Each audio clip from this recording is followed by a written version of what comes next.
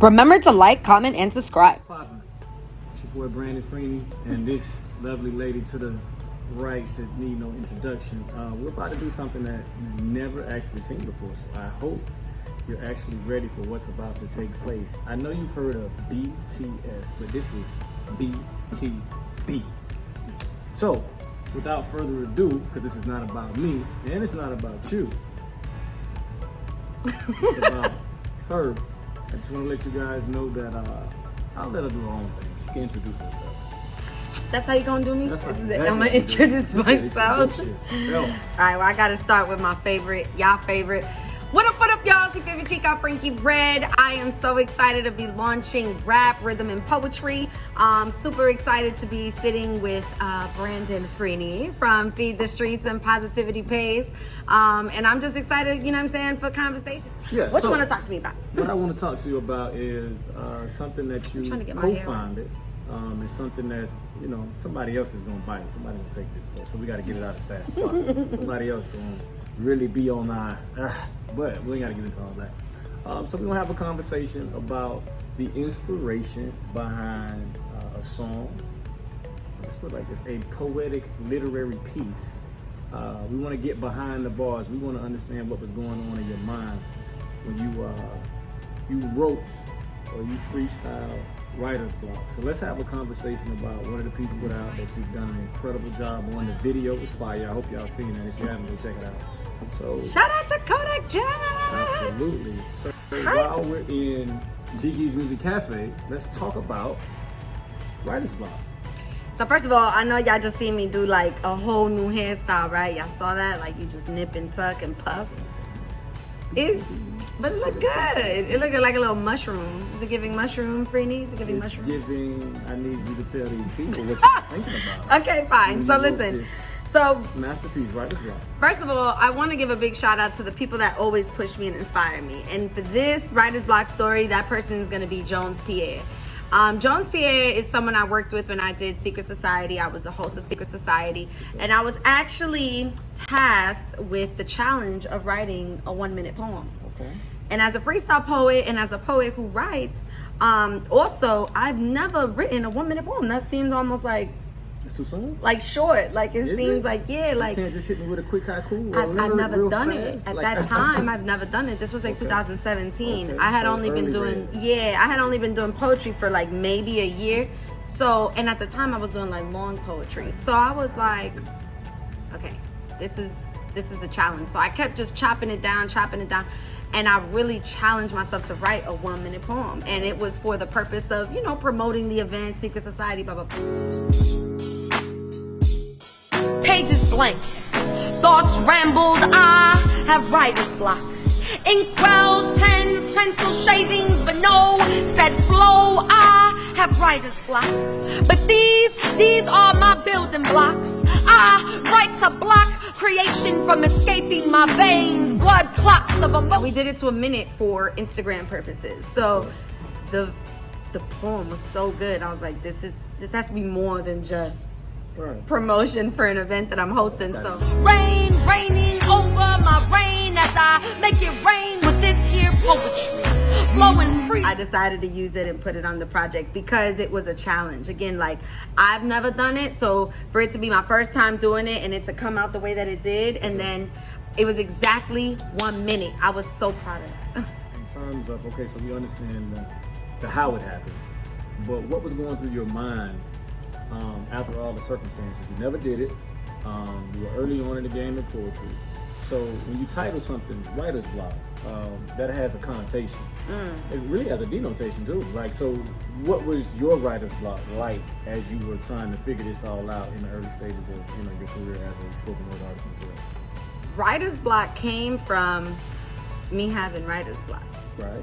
You know what I'm saying? We just talked about? Yes. Okay. So I didn't know, like, I'm like, what am I gonna write in 1 minute? Right. You know what I'm saying? Like, what could I say that has validity in 1 minute? And I didn't know, well, of course, but I was trying to figure out what that was or what that sounded like, what that looked like. I've never done it. So I just kind of went straight in for, I don't want to say the kill because that sounds so bad, but like kind of a little bit. Like, I kind of went straight in for the kill. Like, I was just like, okay, like, this would be a good opportunity for me to challenge myself as a writer, you know, channel the energy of what I'm feeling into paper. And if you really listen to it, everything I'm talking about is taking nothing and creating something. So creating something out of nothing is the whole concept behind it.